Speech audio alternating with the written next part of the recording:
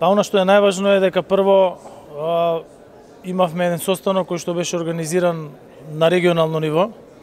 и со една тема на разговора, тоа е енергија. Добро е што председателот на Србија организираше еден ваков значаен настан на кој што покрај лидерите од регионот беа присутни и инвеститори од Норвешка со представник на норвешката влада. Тука практично разговаравме за регионален пристап во справувањето со енергетската криза, меѓутоа и чекор подалеку, а тоа е со еден регионален пристап да обезбедиме енергетска трансформација и енергетска сигурност на секој од државите, но и на регионот во целина. Енергетските проекти кои што треба да се прават, а кои што се однесуваат на нови гасоводи за снабдување со газ, на нови енергетски постројки заради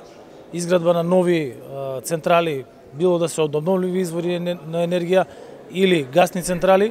сепак тоа се огромни проекти кои што една држава не може да ги финансира заради фискалните ограничувања кои што ги има секој од нив поединечно, меѓутоа со регионален пристап и секако со привлекување на инвеститори од странство, тогаш тоа се би било многу поизводливо. Ние сме во моментов, и тука беше кажано, лидер во регионот во однос на инсталирање на нови капацитети од обновливи извори на енергија, пред се тука мислејќи на фотоволтаични централи и на ветерни централи.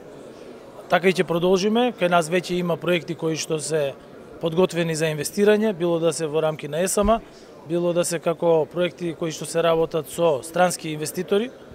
и покрај тоа што можевме тоа да го споделиме со нашите колеги од регионот, исто така беше интересно и за инвеститорите од Норвешка. Ова е прв ваков состанок, веќе во март ќе следува уште еден, кој што ќе биде на многу подетално ниво, на кој што ќе можат да присуствуваат и компании кои што се од енергетскиот сектор. И за овој регионален пазар и за тето? Па, знаете како, ако го погледнеме регионот од временска перспектива, денес регионот и регионот пред 5 години е многу поразличен. Прво затоа што сите отворени прашања кои што постоеа помеѓу државите, особено што се однесуваат на нашата држава, се решени со соседите.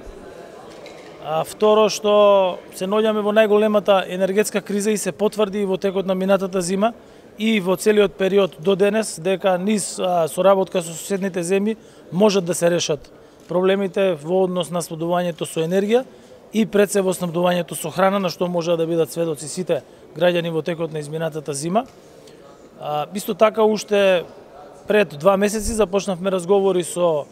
председателот Вучич во однос на тоа дека тие имаат поголеми количини на газ, со оглед на тоа дека располагаат со складишта за газ со кои што ние историски немаме располагано,